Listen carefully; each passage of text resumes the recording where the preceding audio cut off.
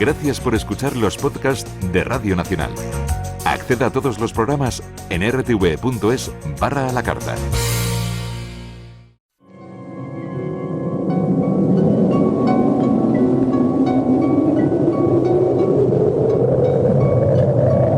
Solo cuando el túnel está en la más absoluta oscuridad es cuando puede volver otra vez la luz.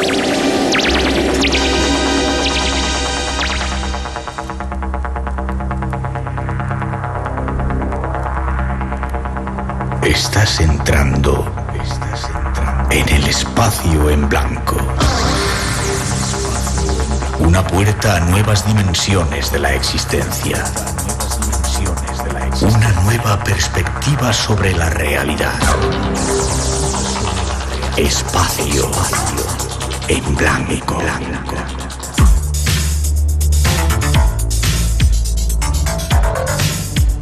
Una producción escrita y dirigida por Miguel Blanco. Hola, buenas madrugadas, llegamos, es el momento de abrir una semana más este espacio en blanco hacia esos mundos del misterio que nos intrigan y como ya es habitual... A veces he tenido que volver para allá en trámites, viajes, entradas y salidas a la selva que me trae de cabeza las comunidades, las investigaciones y el bosque. Sí.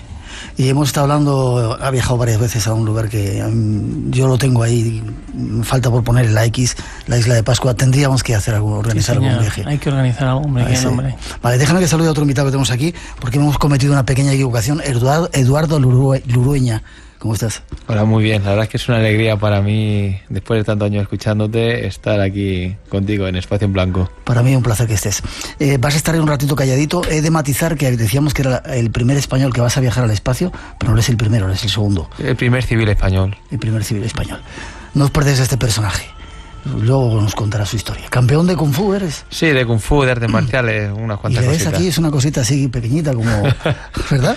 Las apariencias engañan, ya sabes. Las apariencias engañan. Un ejemplo, como decíamos, de voluntad. Diego, ¿tu último viaje has dicho que era?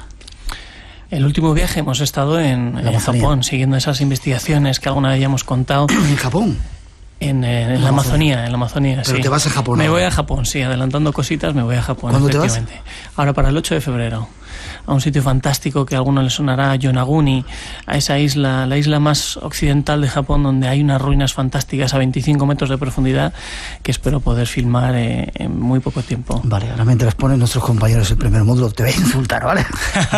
Porque lo que te quiero decir no se puede decir en antena. Saludar a nuevos compañeros que tenemos aquí, que dentro de poco estarán en el espacio en blanco, Sadi y Pedro. Tras esa introducción nos vamos de viaje. Esta noche queremos no solamente descubrir o pasear por el planeta, sino irnos fuera del planeta con Eduardo, que está aquí a nuestro lado. Tenemos con nosotros a una de estas personas, un explorador moderno. Con él os invitamos a un largo e intenso viaje por nuestro planeta para tratar de conocer el origen. Diego, Partimos de viaje en su compañía. Ya me quería adelantar yo, partimos de viaje. Cuando sales de viaje, ¿qué buscas? En tu página web decías algo de que... Algo que también yo de alguna manera he sentido, ¿no? Vas buscando el sentido de muchas cosas, buscando el origen de muchas cosas. Bueno, yo digo que quizás el viaje en sí es solamente un medio, ¿no? Un medio para, pues quizás satisfacer mi curiosidad, ¿no? Para quizás buscar respuestas que a lo mejor crees que yéndote muy lejos las encuentras, ¿no? Quizás el viaje lo que te hace es que te hace enfrentarte a situaciones diferentes, a contextos diferentes, a gente diferente, idiomas, olores, sabores, cualquier cosa, ¿no? Eso de alguna forma pues te pone en esa perspectiva y a mí de alguna manera me predispone una actitud en la que no estoy en mi día a día, ¿no? Que para mí es muy bonita, ¿no? Esa actitud que uno toma cuando está en el viaje y mucho más cuando se adentra en una expedición un poco más compleja, donde realmente está pues más aislado, con una gente totalmente más aislada, en una situación más precaria o quizás pues más simple o más primitiva, pues realmente se aísla de todo el ruido que hay alrededor, ¿no? Y consigue intentar acariciar esas cosas, ¿no? Quizás ahora, por ejemplo, en estos viajes, en estos proyectos que voy ya casi 5 años, que ya se dice pronto, ahí en la Amazonía peruana, pues a lo mejor el fin no es solo encontrar esas ruinas que sé que estoy ahí muy cerca, ¿no? El fin es todo, es el camino que estoy haciendo, ¿no? Que al final es lo bonito. Sin embargo, quizá en nuestro concepto de viaje moderno, lo que queremos, el viaje no tiene importancia llegar a los sitios, ¿no? Claro. Que los antiguos tenían otro concepto, quizá más el de explorador, como te ocurre a ti, ¿no? El viaje es el comienzo de la aventura. Es que el viaje es el camino, ¿no? En el camino yo creo que está la virtud, ¿no? Siempre decía Einstein que lo importante es la búsqueda de las respuestas, no las respuestas en sí, ¿no? Ahí es donde uno aprende y donde uno avanza. Ya. Y es cierto que cuando uno sale de viaje ocurre algo en nuestro cerebro y de repente de tener el 5 o el 6% de capacidad, cuando sales se te abren los sentidos y tienes un 10, un 12 y quizá por eso captas mejor la realidad. Sí, es lo que te decía. Yo creo que la actitud es diferente, ¿no? Cuando uno se aleja de su entorno habitual o cotidiano, pues y más, cuanto más diferente es el lugar al que vas, ¿no? Pues adoptas una actitud mucho más abierta. Allí donde vas haces lo que ves, ¿no? Eso se dice siempre, ¿no? Y es así. Cuando uno, digamos, que adopta esa actitud humilde, ¿no? Y observadora, de adaptarse a lo que... Pues de alguna forma adquiere un poquito de sabiduría, yo creo. Ya. La diferencia entre viajar o hacer turismo, ¿cuál sería? Turistea, yo no sé cómo se podría decir la palabra. Eso es que llegas a un sitio a hacer fotos, que además nos preocupamos quizá mucho más de hacer fotos que de repente sentir lo que hay ahí, para decir, no, mira, es que yo estaba aquí, tío, yo he estado en Angkor Wat, te decía, ¿sabes? Pero quizá te pierdes la esencia de haber estado ahí, ¿no? Sí, eso es ya algo muy personal, ¿no? Yo siempre digo que hay que ser viajero, no turista, ¿no? ¿Cuál es la diferencia? Pues sí, un poco la actitud personal de cada uno. Uno puede estar rodeado de un montón de gente y vivir el lugar de otra manera. La diferencia, pues principalmente lo que tú comentas, ¿no? Cuando uno está más pensando quizás en el volver y en contar o en hacer la foto para compartir que en ver lo que está viviendo, intentar alejarse un poco a lo mejor del bullicio, de las rutas demasiado preestablecidas que te mantienen un poco en lo que has venido de tu casa, de tu país, y alejarte de eso, intentarte realmente involucrarte o meterte a fondo con la cultura donde estás, ¿no? De las expediciones que has hecho últimamente, excepto la de la Amazonía, que luego hablaremos de ella, ¿cuál te viene a la cabeza en este momento? ¿Cuál te ha marcado? ¿Cuál te ha dado una clave que de repente te haya hecho? Es que expedición en sí, a mí es una palabra que me da respeto, ¿no? ¿Sí, porque no? ¿qué es una expedición? ¿Qué es un viaje o qué es una expedición, ¿no? Yo normalmente defino expedición cuando lleva una planificación, una logística, un tema normalmente físico de por medio. Y si yo hablo de expedición, me voy, por ejemplo, al desierto de Tassili, que también bien conoces, ¿no? Sí. Que también es un viaje bonito, tiene su parte de dureza, completo, porque ves muchas cosas, ¿no? Si yo hablo de expedición, tengo que pensar en la selva, y si no, me voy al desierto, y si no, me acuerdo de mis viajes cuando me iba a los Alpes, cuando era más joven. ¿Y conservas todavía ese espíritu que tenían los antiguos exploradores? Imagínate Pizarro y esta gente que salía de su Extremadura natal, ahí perdido un pueblo en la mitad de España, que no habían visto el mar y de repente se metían en un barco, se pasaban meses y luego llegaban a esas selvas increíbles con esas armaduras, con los caballos. ¿Qué tenían esa gente? ¿Qué tenían por dentro? Quizá lo que tiene Eduardo, que luego nos enseñará nuestro siguiente invitado. Pues Eduardo, no lo sé, también salvando las grandes distancias, ¿no? Con la gente de hace 500 años, ¿no? Que también tenía una idea conquistadora diferente, ¿no? Iban con otros anhelos, quizás unos aires de grandeza de alguna manera, ¿no?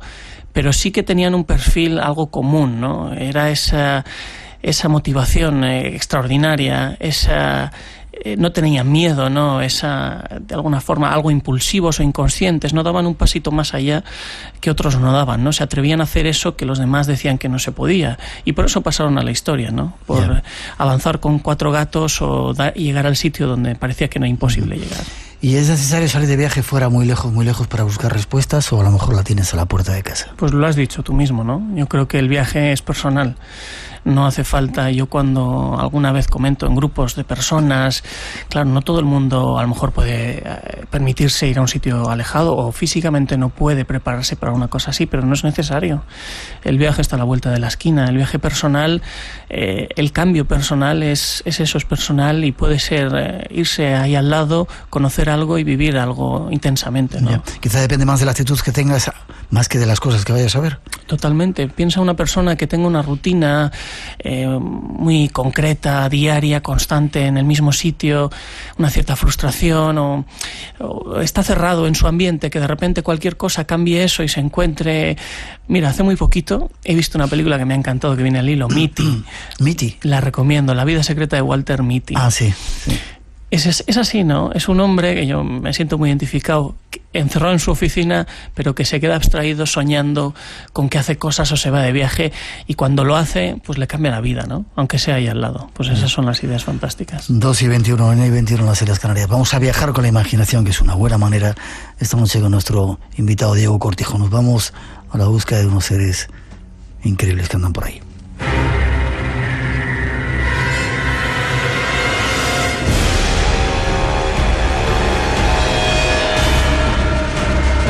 Separadas miles de kilómetros, se encuentran construcciones del pasado que más bien parecen del futuro. Se trata de construcciones monstruosas, las más grandes de todo nuestro planeta y también las más perfectas. Construcciones similares alrededor de todo el globo, con una técnica y acabado perfecto. Todas ellas con una característica común: no cabe una hoja de afeitar entre sus juntas.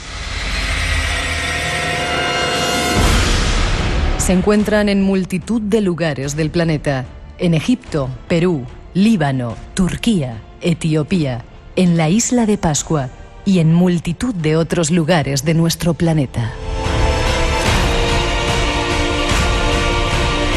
Ante esta extraña similitud, cabe preguntarse: ¿existió una civilización de constructores? ¿Acaso hubo una misma civilización que dejó restos de su forma de construir por todo el planeta?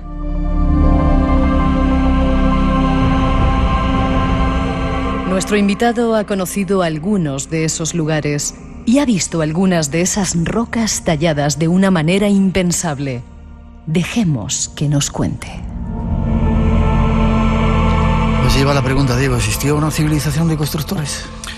¿Por qué no? ¿No? Y yo muchas veces tiendo a pensar eso, porque cuando viajas por el mundo y te fijas en esas macroconstrucciones, ¿no?, que muchas veces tanto nos llama la atención, las pirámides de Egipto, o te vas a otros templos quizás menos conocidos, o vas a Perú, donde la cantería era un arte fantástico, pues yo creo que cualquier amante del misterio de estos temas siempre ha salido alguna vez a colación ese tema, ¿no? El tema de las grandes piedras, ¿no?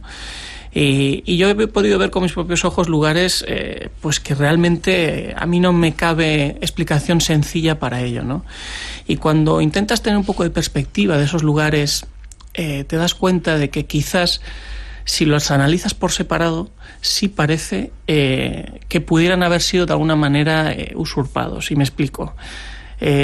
Cuando, por ejemplo, yo voy a Perú, a muchos sitios, siempre incido en unas cosas. Veo bloques grandes en unos sitios bien trabajados de un material y bloques toscos junto a ellos. Las explicaciones, que unos son lugares sagrados y otros no. Pero a veces aparecen esos bloques tallados reparados con bloques toscos, o aparecen iniciados con bloques buenos y rematados con bloques toscos, ¿no? Muchas veces no hay explicación para eso, ¿no? O, por ejemplo, un caso fantástico, Líbano, Baalbek, una ciudad fantástica, donde la base de los templos de allí son de una forma y lo romano no tiene nada que ver. Y cuando preguntas quién hizo lo de abajo, dice, no, eso estaba allí de hace mucho, pero no se sabe, ¿no? Entonces, los romanos construyeron encima de esas rocas. Claro, los romanos construyeron encima. La parte romana está muy bien documentada, pero la parte de abajo no se sabe exactamente. La base del templo de Baalbek, del templo de Júpiter, allí en el Líbano, concretamente la forman 24 bloques que tienen 10 metros de largo y 3 bloques en la parte de atrás que tienen 20 metros de largo. Pero ya no solo es el tamaño, que estamos hablando de bloques casi de 800 toneladas. Es el corte que tienen, es la unión que tienen. Y cuando las examinas un poco, ves que el tono es diferente, el color es diferente, la unión es diferente. Y nada tiene que ver con los bloques que hay encima, ¿no? Entonces, enseguida asumen que es anterior, ¿no?, que se hizo en otra época. Pero bueno, no hay datos, no se sabe. Es el problema de la piedra, que la arqueología no puede datar la piedra. Asociamos siempre, datamos lo que se asocia a esos sitios, ¿no? Los restos orgánicos. Y yo siempre me pregunto una cosa. Pongámonos en la situación de que una persona llega a un templo, se encuentra un templo, lo limpia y se entierra allí. ¿Es de esa persona que se ha enterrado allí ese templo? Es imposible saberlo. Y la arqueología no lo va a poder determinar porque va a datar esa hoguera o ese enterramiento, ¿no? Y en Egipto tenemos muchos casos que llaman mucho la atención. Por ejemplo, ¿tienes alguno? Mira, siempre distingo el problema de Egipto, que habrá muchos especialistas que clamen al cielo por muchas cosas que podamos decir aquí, pero los temas que siempre han suscitado más polémica, los lugares, las pirámides de Giza o las pirámides de la cuarta dinastía, las de Dashur, que son las del padre de Keops y esta gente, Snefru, pues que son las más perfectas, las que están hechas con bloques más grandes, o otros lugares como el templo anexo de la Esfinge, que es otro templo fantástico. Que diferente del resto de los templos. Que es diferente. Pero es que aparte de ser diferente, de ser una piedra diferente, un pulido diferente, no tienen registros, no hay grabados en las propias rocas, no hay los textos de las pirámides que empiezan a partir de la dinastía V, de la dinastía VI. Pues es que encima esos lugares que son diferentes son de los que menos información hay. Entonces todo se junta, ¿no? Parece un cúmulo de cosas, ¿no? Déjame, 2:27, 1:27 en las Islas Canarias. Hacemos una mínima pausa y seguimos viaje, ¿vale? En todo el mundo existen personas que afirman haber contactado. Asómate al abismo de lo desconocido. Iremos hasta Wall Street para descubrir que allí también... Conoce otras realidades. Viajaremos por el mundo de la mente para... Cruza la frontera de la lógica. Los estados alterados de conciencia. Espacio en Blanco con Miguel Blanco. Ese oscuro mundo donde el diablo... Radio Nacional.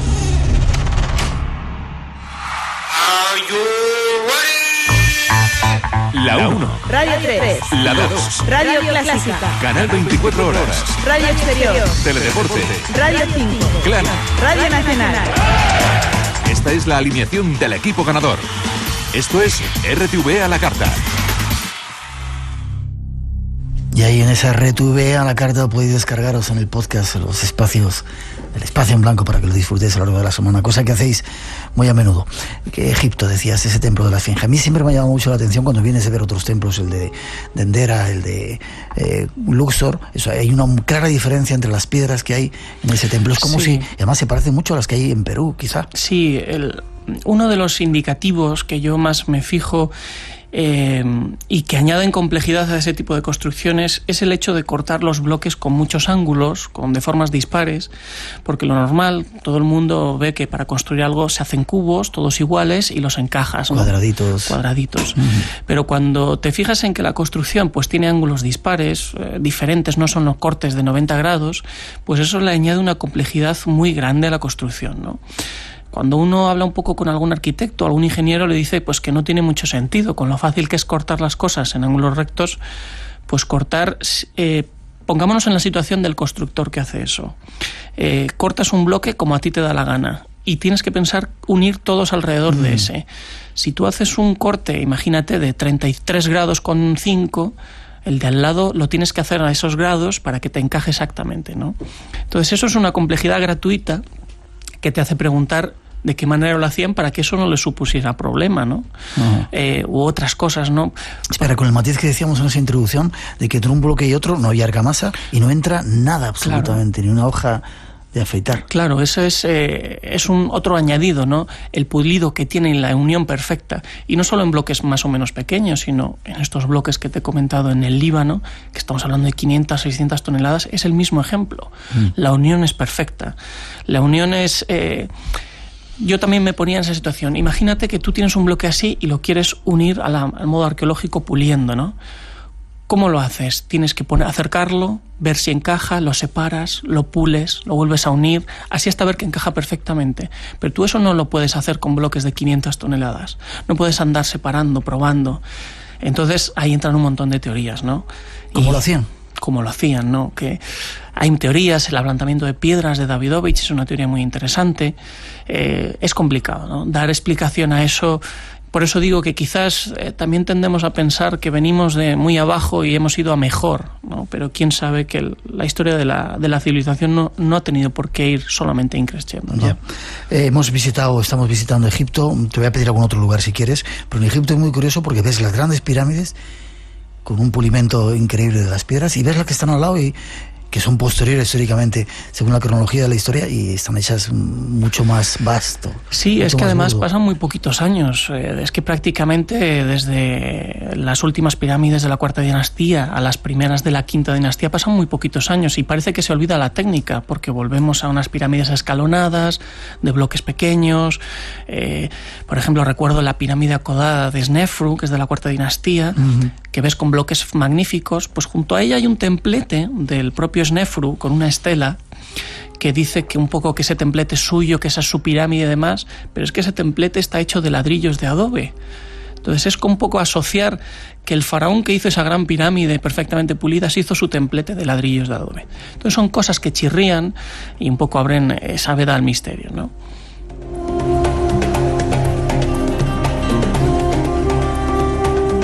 Egipto es uno de los países donde encuentras esas piedras. ¿Qué otros lugares has nombrado o mencionado? Isla de Pascua, que tanto te gusta, por ¿Sí? ejemplo.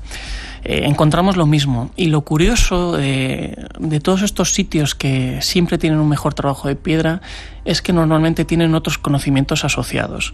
Normalmente orientaciones astronómicas o estructuras antisísmicas. Y así pasa, por ejemplo, en Isla de Pascua. En Isla de Pascua se ven claramente los altares o ajus, como se denominan allí, bien trabajados, donde se ponían los moais, pues que tienen la misma técnica que en Sudamérica, ¿no? Que eso hizo pensar que hubo un contacto entre Sudamérica y Isla de Pascua. Y además esos bloques, esos altares tienen añadido ese conocimiento astronómico, esas alineaciones astronómicas, ese lugar preponderante donde ponían a los moais, ¿no? Había más cosas asociadas a esos lugares especiales, ¿no? Isla de Pascua, Perú, quizá, dinos algunos otros lugares. Perú, por ejemplo, en Etiopía, en Aksum, tenemos unas tumbas fantásticas, muy poco conocidas, que tienen el mismo trabajo en piedra, es fantástico. Es exactamente igual al templo de la Esfinge de Egipto, las tumbas reales de Aksum. Es un sitio que es patrimonio de la humanidad, es un lugar arqueológico impresionante donde podemos ver obeliscos, castillos, tumbas reales.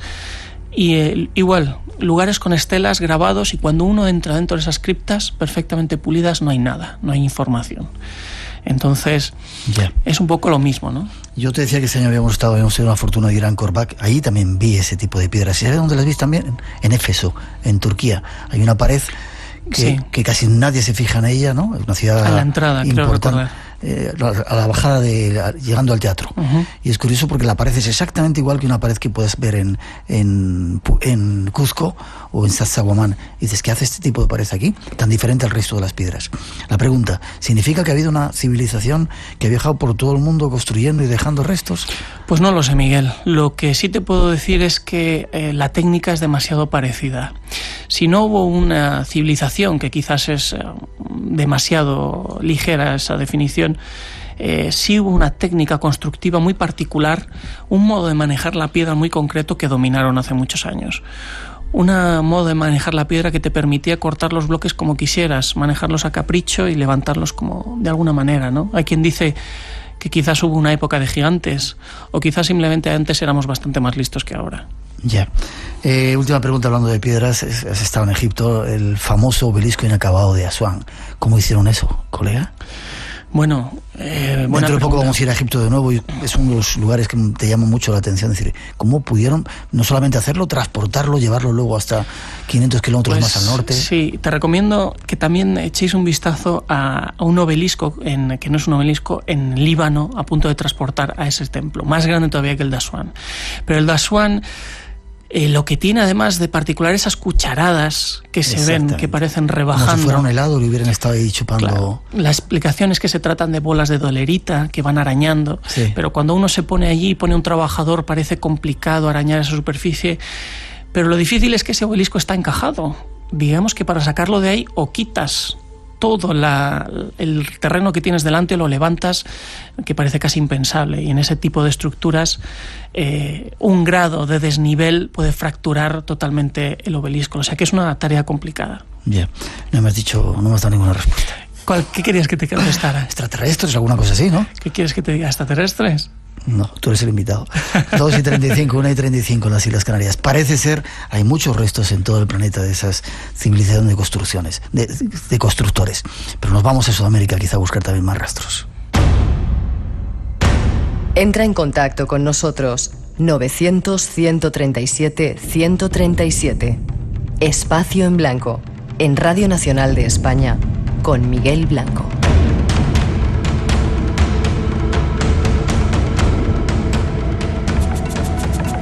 Oficialmente en 1921 por el misionero Vicente de Cenitagoya.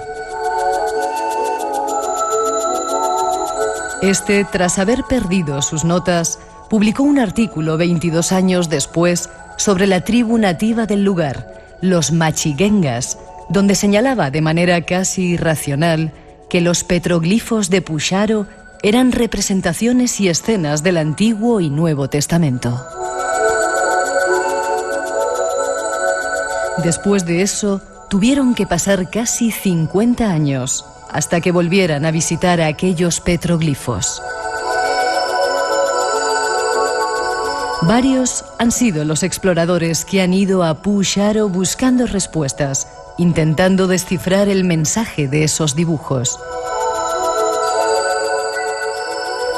Lo caótico de las representaciones, la cantidad de ellas y el lugar donde se encuentra complica la tarea de intentar entender ese lienzo de piedra. Figuras de difícil comprensión, espirales, líneas, círculos, caras con forma de corazón, varios soles coronando las escenas, formas geométricas. Hasta ahora se ha estudiado la pared principal, de unos 30 metros de largo por unos 6 de alto, y a finales de los 70 se descubrió otra pared, unos metros más adentro del bosque, con dibujos totalmente diferentes. ¿Qué significan esos diseños? ¿Qué representan? Viajemos hasta allí para tratar de comprender. Diego, estuviste en nuestro programa, no sé el tiempo que hace, 1 año, 2 años, no sé. Sí, algo así el año pasado. Hablando de Puxaro, una expedición que hiciste. Situado el parque... Sí, eso es la selva del Madre de Dios, ¿no? En el este peruano, en la Amazonía de Madre de Dios, en Parque del Manu. Y concretamente Puxaro está a la vera del río Palotoa, que es uno de los afluentes que sale del Alto Madre de Dios, ¿no? Es una zona que está habitada por los nativos Machiguenga y un poco ellos son los custodios del área, los que te tienes que presentar y los que te llevan al lugar. ¿Una zona de fácil acceso? No se puede ir a hacer de turismo allí, ¿no? No, bueno, todo es posible, ¿no? Con ganas, pero... Sí hay que llegar, tiene unos pasos, digamos, unos requisitos, hablar con la comunidad, de alguna forma te tienes que presentar ante ellos, tu propósito, y ellos son los que te tienen que llevar hasta el lugar, ¿no? Hombre, no es un viaje cómodo, es un viaje que se hace en bote varios días hasta llegar a la vera del río, y normalmente es penoso porque hay que ir por el río tirando del mismo bote, porque es complicado la ascensión, el remonte del río, y bueno, de hecho yo tuve un susto bastante importante allí, ¿sí? Nos caímos del bote, la corriente me arrastró y bueno, porque me agarré a una roca y tardaron casi 2 horas en recogerme. Sí. Pero sí. Cuando hablamos de ríos no son como los nuestros, son ríos. Fuerte. Y cuando uno remonta más, el río se hace más bajito, hay más rocas y ahí es donde tienes que ir arrastrando el bote y es lo complicado, ¿no? Ya. ¿Qué te lleva a esos lugares, tío? ¿Qué estás buscando? Pues mira, como ya sabes tú perfectamente, ando detrás de un lugar arqueológico que hay por allí, ¿no? Cuando yo la primera vez que llegué a Perú me interesé por esas zonas, viendo qué había de verdad en esos mitos de ciudades perdidas Paititi, y de historias y del Paititi, que era el dorado, que era el Paititi, ¿no? Al final me di cuenta que el dorado era un mito, pero que el Paititi es muy real. Y los nativos de allí lo tienen muy presente. Es algo que siempre han mantenido y que de hecho conocen. Y siguiendo un poco las historias y recogiendo informaciones, pues al final te encuentras con lugares como Puxaro, que parece que te indican que estás en el buen camino. Ya, detengámonos un segundito en Puxaro y luego seguimos con el viaje. ¿Qué hay en todos esos dibujos que decíamos aquí? ¿Hay un lienzo de piedra lleno de extraños símbolos? Pues es una pared entera totalmente grabada, sin un centímetro libre. Como decía en la introducción, realmente difícil de interpretar qué es lo que uno está viendo. Hay gente que piensa que tienen significados o similitudes con temas incas y quieren decir que es un lugar al que llegaron los incas, dejaron testigo. Y hay quien incluso se aventura a decir que parece un mapa a memoria, un mapa donde cuando se aventuraban allí en Alantisuyu, en esa parte del imperio, era un punto de avituallamiento donde se ubicaban para saber dónde estaban los lugares perdidos, los lugares escondidos, y así solamente ellos sabían llegar, ¿no? Pero lo que sí, sin duda, es un lugar chamánico, es un lugar de poder que los nativos de allí mantienen muy vivo, mantienen las tradiciones, entienden que es un lugar ritual y para ellos tiene una magia muy especial, ¿no?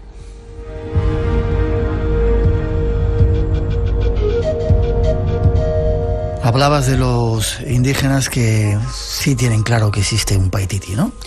Sí, así es, y yo ya con los años he conseguido verificar un poco esas historias. Me han llevado por caminos que parecían irreales. ¿En mitad de la selva? En mitad de la selva, y he visto que eran muy reales. Cuando yo descubrí la historia de una cara en piedra, que justo en las últimas expediciones pudimos ubicar en el lugar que llamamos Incacoc. Imagínate cuando llevas una semana caminando por la selva y te encuentras una cascada, una poza, sobre la que emana una gran cascada y encima un rostro claramente inca. Pues te quedas alucinado, ¿no? Y parece que estás en un sitio realmente de película, ¿no? Es esa historia de una cascada con un lugar que te lleva hasta la ciudad perdida, pero es que es así y lo estás viviendo, ¿no? ¿Y eso no se había divulgado, no estaba descubierto? Para nada, esa información vino de unos nativos que la habían encontrado, pero nadie más había llegado al lugar, ¿no? Gracias a nuestro trabajo, al trabajo que hicimos con la Sociedad Geográfica Española, pues conseguimos que el propio ministerio protegiera ese área y fue declarado un lugar de interés. Sí. Y entonces ese área, y un área alrededor de bastantes metros, creo que 1 kilómetro, 500 metros alrededor, se declaró protegida para que no hubiera ningún tipo de explotación, ni incursión, ni acceso, ¿no? Entonces eso nos motivaba, a mí me motivaba mucho, pues para seguir adelante y llegar a este sitio que parece que las informaciones son muy precisas y este año es todo muy cerquita, Miguel. Sí. ¿Qué te dicen? ¿Cómo es el lugar? Cuéntame. Nos ponen los dientes largos. Bueno, no puedo decir mucho porque a ver si alguno se me va a adelantar, no. Miguel. Sabes, mi hijo quiere ser arqueólogo, tiene 7 años. Y yo me decía, papá, tenemos que darnos prisa antes de que descubran el Paititi. No se te ocurra descubrirlo, ¿eh? O por lo menos llévatelo para que vaya contigo y lo descubra. Pues sí, en la memoria de la gente de allí queda muy claro un lugar arqueológico, un lugar con andenes. ¿Pero con gran ciudad? ¿Como una gran ciudad? Eso no lo sé. Para ellos sí. Para ellos es un gran lugar. Ellos siempre se dan sus aires de grandeza porque están sus tierras, ¿no? Hay que ser un poco escéptico con las informaciones, ¿no? Lo que está claro es que es un lugar arqueológico medianamente importante. Si fuera tan grande como ellos lo pintan, bueno, podríamos estar ante el descubrimiento del siglo, ¿no? Pero yo soy bastante cauto y hasta que no esté allí, si es que la naturaleza me deja, porque los apus y los dioses son bastante pejilleros con el extranjero, y si todo sale bien y algún día consigo llegar allí, pues lo contaré, ¿no? Pero lo que está claro es que está ahí, lo tengo muy claro, tengo el camino muy ubicado. Ya. ¿Cómo haces? Vamos un poquito al principio. Tú llegas allí, se ponen en contacto con la comunidad, ¿no? ¿Son machichengas con los que estás ahora? Hay de todo. En la última expedición, estos meses atrás, ha sido con Amaracaeris. Es otro grupo nativo que... ¿Están culturizados ya, transculturizados o siguen de acuerdo a sus tradiciones? Hay de todo. Tienen bastante trato con el mundo exterior. Más al este es una zona minera y mantienen acuerdos comerciales con algunos mineros o madereros, ¿no? Pero cuanto más adentro, por ejemplo, las últimas comunidades amaraqueri, pues es más difícil, no hablan nada castellano, llega menos la información o las cosas del mundo exterior, ¿no? Entonces hay de todo. Hay comunidades machigangas muy aisladas, como las que están muy cerquita de Puxaro, que son muy aisladas. Y concretamente el último año tuve problemas precisamente porque el grupo amaraqueri era muy aislado y era muy difícil comunicarse con ellos, era un grupo muy cerrado y bueno. Tú llegas allí y hola, soy Diego Cortijo, aquí estoy. ¿Qué tienes que hacer con ellos? ¿Les llevas regalos? ¿Les llevas baratijas como salen en las películas? ¿Cómo entras en contacto con ellos? ¿Quién te traduce? ¿Llevas guías y llevas...? Pues eso es lo complicado de todo esto, ¿no? Lo complicado es llegar a ellos, y es todos estos años de viajes allá, es precisamente esto. Yo, para llegar a una comunidad, han tenido concretamente a una muy concreta, han tenido que pasar 3 años para que yo, a través de una persona de otra comunidad, me presentara a su cuñado, y con ese cuñado me llevara oficialmente a la comunidad. La primera vez que llegué a esa comunidad de Maraqueri prácticamente me echaron, tuvimos muchos problemas con ellos. Bueno, prácticamente me echaron, no, me agredían. Y fue al siguiente año presentándome al presidente, varias asambleas, imagínateme a mí ahí reunido con 100 tipos que no me entendían, intentando explicarles las bondades que sería poner en valor el lugar que ellos tienen allí, porque ellos no tienen iniciativa, no tienen mucho interés. Eso saben que está allí, pero no le prestan mucha atención, ¿no? Yeah. Entonces, en un lugar donde quizás se está explotando demasiado los recursos naturales, yo siempre insisto, intento trabajar con asociaciones de allí en que hay que buscar las vías de ingreso de otra manera, más ecológicas, y el turismo ecológico es una fuente importante, ¿no? Yeah. El año pasado, creo recordar, salieron unas fotografías de unos indígenas que tú habías contactado por primera vez. Uh-huh. No les había contactado. Conseguimos tomar las primeras fotografías cercanas de esa comunidad. Fue un viaje, estamos hablando de los Mashcopiros. Es una comunidad realmente no contactada, totalmente aislada, que no tiene ningún tipo ni de utensilio ni de contacto real con el mundo exterior, y que está en una situación muy delicada, ¿no? Y efectivamente hicimos esas fotografías, tuvimos muy buena repercusión gracias a algunas ONGs que consiguieron de alguna manera dar voz a esa gente, ¿no? Porque el problema es que allí, como te digo, hay explotación de recursos naturales, hay empresas ilegales que se meten allí por oro, para cortar madera. Y si se llevan una escopeta y tienen que matar a 4 nativos, lo matan. Y claro, esos nativos no tienen voz para decir lo que está pasando, ¿no? Bien. Cuando llegas ahí, ¿cómo vives? ¿Qué comes? ¿Duermes con ellos? ¿Llevas latas de, yo qué sé, de fabada? O... Pues es muy básico. Cargamos todo en Cuzco, que es el punto de partida. Compramos conservas, cosas en plásticos que no pesen, y de camping. Nosotros vamos con nuestra tienda de campaña, nuestro pequeño gas para cocinar. Y pues así nos pasamos las semanas. Este último año fueron 13 días que estuvimos aislados de expedición, durmiendo en pleno río. Tuvimos días a la intemperie porque el cañón era muy cerrado y no había dónde acampar. Bueno, pues parece muy así, muy bonito, muy de aventura, pero bastante incómodo, la verdad.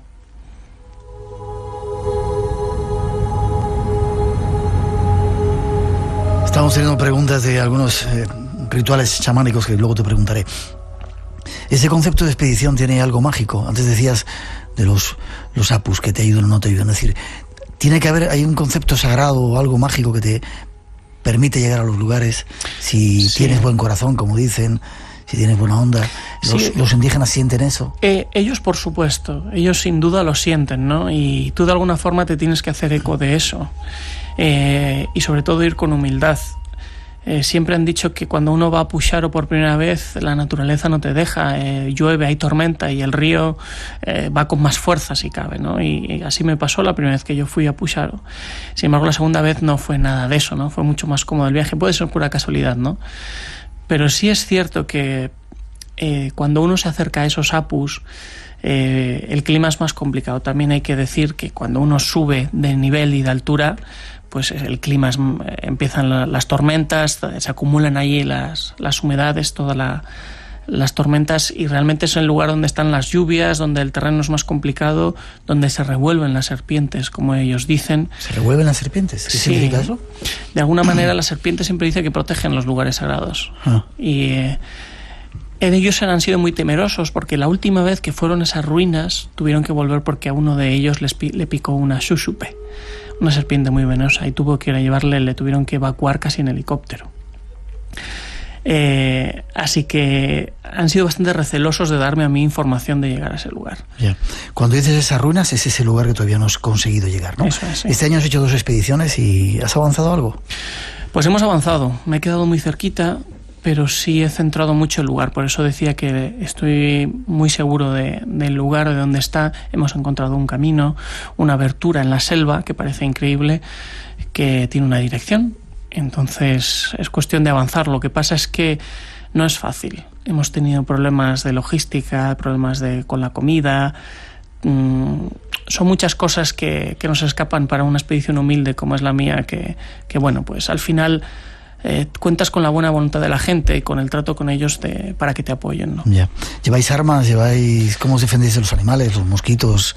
Normalmente, alguna vez este último año sí llevamos escopeta, pero principalmente casi para cazar, para comer y cazar. Y en el caso, ¿no? Hace 2 años tuvimos una experiencia fantástica con un jaguar. ¿Sí? No sé si te la he contado, no, Miguel. No la has contado. Cuéntame. Pero mira, cuando llegamos a la laguna de esa cara, la llamamos la laguna de la cara que te he contado, de un inca en piedra, esa talla. La laguna la llamamos la laguna del otorongo, que el otorongo es el jaguar. Porque los 2 días antes nos había estado siguiendo un jaguar. ¿Sí? Íbamos siguiendo sus huellas. Y llegó un momento que estuvo a escasos 15-20 metros de nosotros. Espera, ¿os iba siguiendo o vosotros ibais siguiendo al jaguar? Íbamos siguiendo sus huellas, nos adelantábamos y él nos seguía detrás. Y hubo un momento que lo llegamos a ver, el momento más cerca, a unos 15-20 metros, que nos estaba como acechando. Nos gruñía, le oíamos el gruñir. Sí. Imagínate, habíamos parado a comer algo, agarramos nuestros machetes, que solo teníamos eso, y esperábamos a ver cuál era la reacción, ¿no? Pero éramos 6 y un jaguar siempre dicen que no se abalanza si no tiene claro que va a poder con la presa, ¿no? Pero ese jaguar, siguiendo esas huellas, de alguna forma nos había llevado por el buen camino. Y por eso llamamos a esa laguna, le pasamos al ministerio ese nombre que bautizamos a la laguna como la laguna del jaguar, la laguna del otorongo, ¿no? Es como si se estuviera guiando hasta ese lugar. De alguna manera, porque todo el camino fuimos siguiendo sus huellas, y cuando nos gruñó en esa cresta, estábamos en la cresta, nos desviamos un poquito. Fue un poco la sensación que nos dio, ¿no? Que había sido el propio jaguar quien nos había llevado hasta allí. Qué curioso.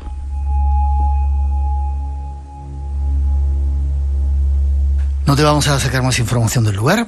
¿Está cerca de esa cara? Está en la misma zona, por ahí. La misma zona, vale. Chamanes, nos quedan 3 o 4 minutitos antes de terminar y marcharnos al espacio con Eduardo, que lo tenemos aquí. ¿Has tenido experiencia con ellos? Sí, hombre, si uno se mete en selva, los chamanes están muy presentes, y el mundo de la ayahuasca, por ejemplo, ¿no? Muy presente, ¿no? Uh-huh.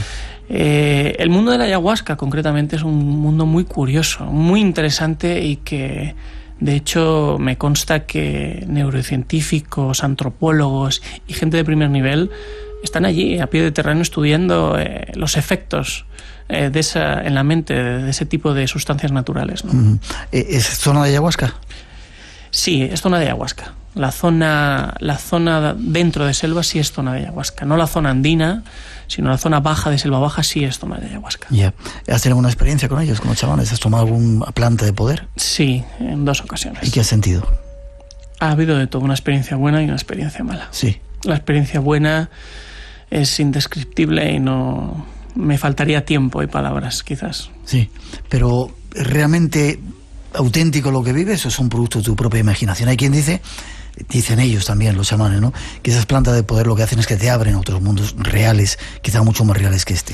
Sin embargo, nosotros aquí en la civilización, los científicos dicen que son producto de alucinaciones. Alucinaciones, sí. Mira, yo me voy a remitir más a que mis propias experiencias, a los casos de la gente de allí. Allí la ayahuasca se usa de una manera muy cotidiana y está muy asentado y está muy asimilada a la idea de que realmente te brinda conocimientos que tu percepción no llega.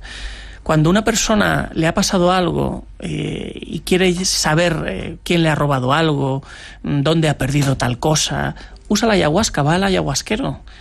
Y yo recuerdo casos de una persona, un conocido mío, que le robaron, quiso saber quién fue, la ayahuasca se lo mostró. ¿Sí? Otra persona a la que le robaron en su comercio, 3 días la policía y los guardabosques estuvieron buscando todos sus productos, y hasta que no fue al ayahuasquero, no le dijo dónde estaba. Dirá, tendrás que caminar 2 días por el río Madre de Dios y en una cueva, ahí está escondido tus cosas.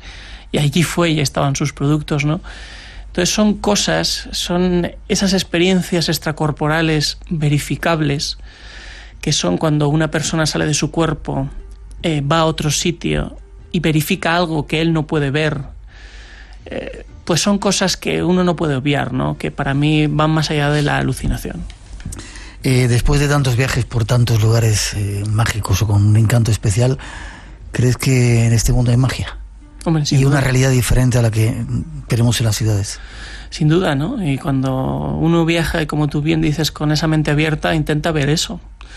Yo quizás en mi inquietud y en mi búsqueda, quizás infantil o ingenua, pues que andas buscando, te metes en la selva, conoces gente, vas a ver a chamanes, pues buscas esas cosas, ¿no? Y al final, pues con el tiempo, con cierta perspectiva, pues no puedes obviar eso. Existen cosas y es que es así.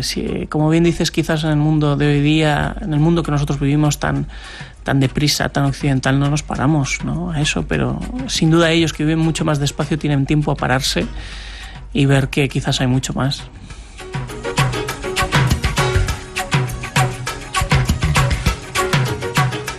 Desgraciadamente tenemos que despedirnos, Diego.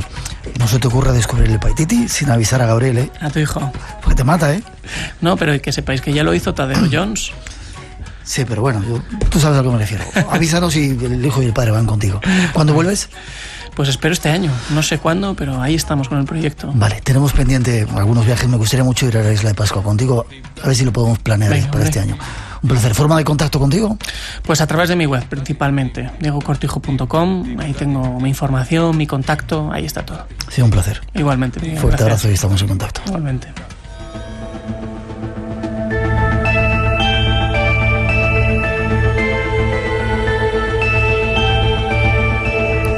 Tenemos que hacer una pausa. Llegan las noticias de las 3, las 2 en las Islas Canarias. Os dejamos con nuestros compañeros Natalia Ayala y Luis Vallés, que os dará toda la actualidad de cómo está el mundo.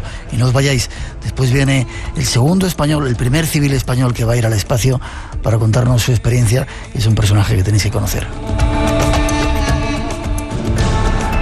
900-137-137 nuestro teléfono, el concurso se sigue en marcha. Tenemos más temas todavía. Queremos daros alguna información de una actividad en la que estamos involucrados en Mazarrón, a la cual os invitamos.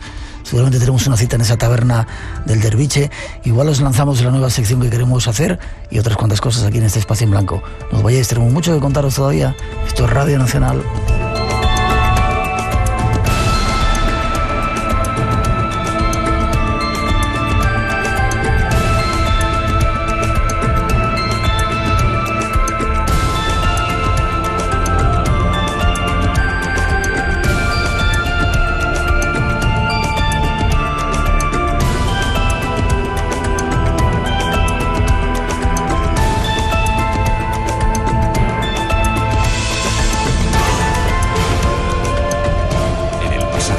Solo los más valientes zarpaban en busca de otros mundos. Acompáñanos en el viaje hacia lo desconocido. Espacio en Blanco. En Radio Nacional de España, con Miguel Blanco.